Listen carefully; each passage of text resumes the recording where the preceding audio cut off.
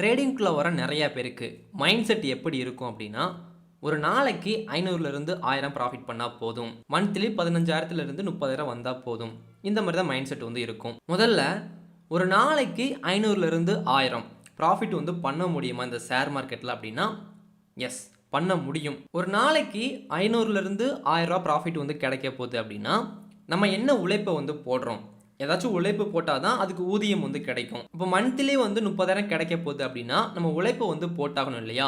நீங்கள் என்ன உழைப்பை வந்து போட போகிறீங்க அப்படின்னா 30 நாளைக்கு நான் சொல்லக்கூடிய 6 பாயிண்ட்ஸ் நீங்கள் கரெக்டாக வந்து பண்ணிட்டீங்க அப்படின்னா நீங்கள் கண்டிப்பாக ஒரு நாளைக்கு 500லேருந்து 1000 வந்து ப்ராஃபிட் வந்து பண்ண முடியும். சரி, ஓகே, நீங்கள் யூடியூப்பில் வந்து இந்த மாதிரி சொல்கிறீங்க. முதல்ல நீங்கள் ப்ராஃபிட்டபிள் ட்ரேடராக இருக்கீங்களா? உங்களால் வந்து ப்ராஃபிட் வந்து பண்ண முடியுமா? இந்த மாதிரி நிறைய பேர் கேட்கலாம். அதாவது புதுசாக வந்தவங்க வந்து கேட்கலாம். இப்போ பார்த்தீங்க அப்படின்னா ஆப்ஷன் ட்ரேடிங் பண்ணுறேன், ஸ்விங் ட்ரேடிங் வந்து நான் பண்ணுறேன்.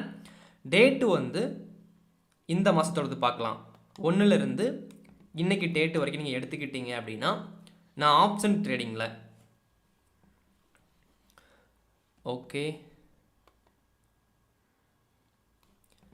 25,449 ரூபா வந்து ப்ராஃபிட் வந்து கிடச்சிருக்கு. ஓகேங்களா? அதில் ஒரு 3,000 பக்கம் வந்து ப்ரோக்கரேஜ் வந்து போயிருக்கு. போன மாதம் வந்து பார்க்கலாம். டிசம்பரில் பார்க்குறோம் அப்படின்னா 1லேருந்து 31 வரைக்கும் பார்க்குறீங்க அப்படின்னா 30,000 ப்ராஃபிட் கிடச்சிருக்கு. அதுக்கு முன்னாடி மந்த் வந்து பார்க்குறீங்க அப்படின்னா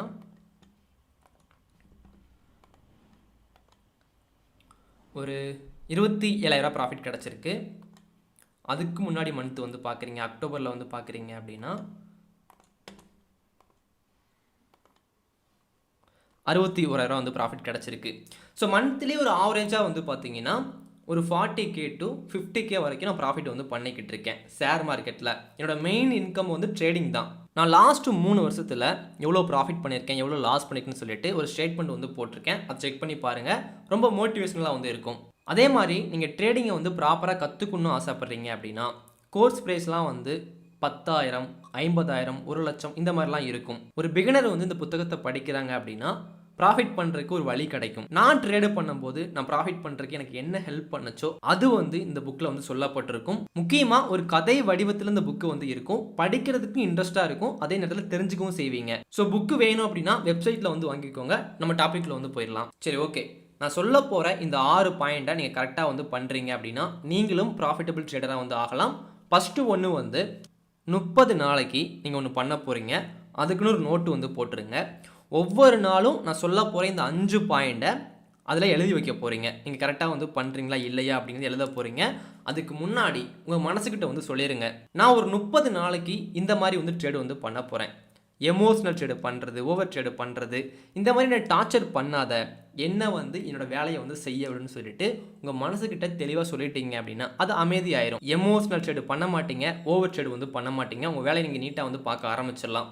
சரி, ஓகே. செகண்ட் ஒன்று வந்து ஒரு நாளைக்கு ஒரு ட்ரேடு தான் பண்ணணும். இந்த ஒரு நாளைக்கு ஒரு ட்ரேடு பண்ணுறது இருக்கு இல்லையா, இதுதான் என் லைஃப்பை வந்து சேஞ்ச் பண்ணுச்சு.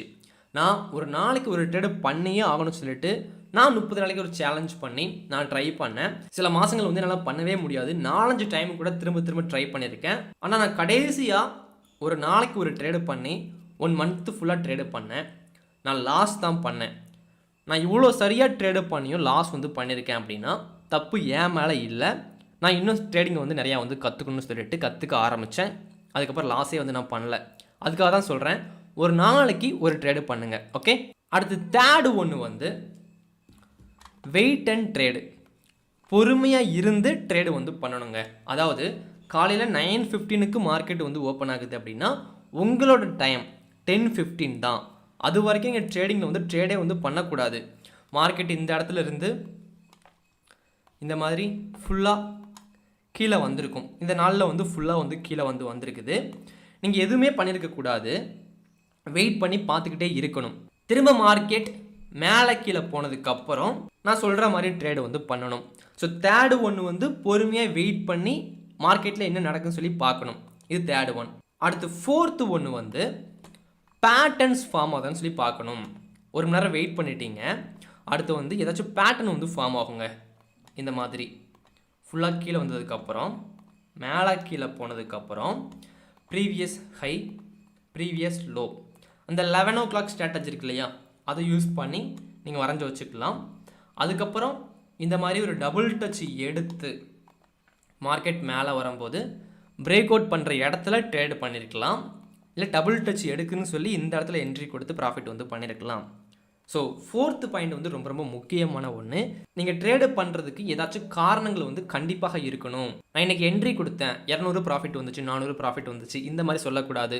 இந்த பேட்டர்ன் ஃபார்ம் ஆனதுனால நான் என்ட்ரி கொடுத்துருக்கிறேன், எனக்கு இவ்வளோ ப்ராஃபிட் வந்துருக்குது, இவ்வளோ லாஸ் வந்துருக்குது, இந்த மாதிரி அந்த நோட்டில் வந்து எழுதியிருக்கணும். அப்போ எல்லா நாட்களுமே இந்த மாதிரி பேட்டர்ன் வந்து கிடைக்குமா ப்ரோ அப்படின்னா கண்டிப்பாக கிடைக்குங்க. நீங்கள் பொறுமையாக வெயிட் பண்ணி பார்க்குறீங்க அப்படின்னாலே மார்க்கெட் எப்போதுமே ஒரே மாதிரி தான் போகும் இல்லையா.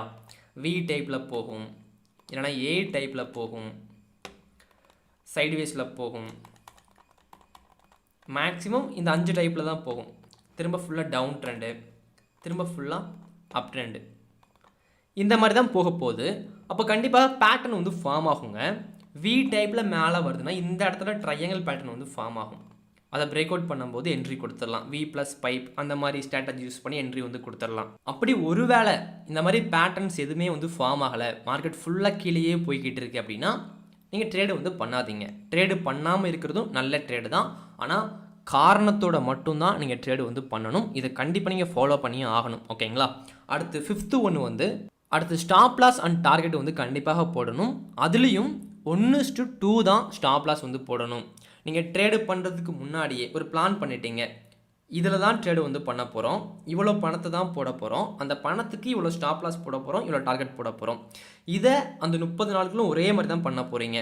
1000 ரூபா ஸ்டாப் லாஸ் போடுறீங்க, 2000 ரூபா டார்கெட் போடுறீங்க அப்படின்னா அந்த 30 நாட்களும் இதை மட்டும்தான் பண்ணியிருக்கணும். இன்றைக்கி வந்து நீங்கள் என்ட்ரி கொடுக்குறீங்க, மார்க்கெட் வந்து மேலே போய்கிட்டே இருக்குது, 2000 டார்கெட் போட்டிருக்கீங்க, 1500 வரைக்கும் போயிட்டு டார்கெட் வந்து ஹிட் ஆகாமல் கீழே வந்து வந்துருச்சு அப்படின்னா நிறைய பேர் என்ன பண்ணுவாங்க, பயத்தில் வந்து எங்கே இருக்கிற ப்ராஃபிட் வந்து போயிருமோ அந்த பயத்தில் வந்து ட்ரேடை வந்து க்ளோஸ் பண்ணுவாங்க. ட்ரெயிலிங் ஸ்டாப் லாஸ் போட்டுட்டு ட்ரேடை க்ளோஸ் பண்ணுறது வேறு, அது வேறு கேட்டகரி. ஆனால் பயத்தில் எமோஷ்னலாக ட்ரேடை வந்து க்ளோஸ் பண்ணுறீங்க அப்படின்னா அது உங்களுக்கு ப்ராஃபிட்டை வந்து தராது. அன்றைக்கி ஒரு நாளைக்கு நல்லது நடந்தாலும் உங்கள் பொறுமையை இழந்துட்டீங்க. அந்த பொறுமையை இழந்ததுனால ஷேர் மார்க்கெட்டில் மந்த் எண்டில் பார்க்கும்போது லாஸ்ட்டில் தான் இருப்பீங்க. ஸோ நீங்கள் என்ன பண்ணணும் அப்படின்னா 1500க்கு போயிட்டு கீழே வந்து வந்தாலும் இந்த 30 நாளைக்கு மட்டும் ஸ்டாப் லாஸில் ட்ரேடை வந்து க்ளோஸ் பண்ணுங்கள். கீழே வந்துச்சுன்னா அது கீழே வரும், 1000 கூட வரும், 0க்கு கூட போகும், திரும்ப 2000 கூட டார்கெட் வந்து ஹிட் ஆகும். எனக்கு இந்த மாதிரி நிறைய வாட்டி நடந்திருக்குது. ஸோ 5th ஒன்று வந்து ஸ்டாப் லாஸ் அண்ட் டார்கெட் வந்து கண்டிப்பாக போட்டிருக்கணும். அது 1:2 தான் வந்து போட்டிருக்கணும். சரிங்களா. அடுத்து லாஸ்ட் ஒன்று வந்து நான் சொன்ன இந்த 5 பாயிண்ட்ஸ் இருக்கு இல்லையா, அந்த 5ல் ஏதாச்சும் ஒன்று நீங்கள் தப்பாக பண்ணால் கூட திரும்பியும் ஃபஸ்ட்டில் இருந்தால் ஆரம்பிக்கணும். நான் இதை ட்ரை பண்ணியிருக்கேன்.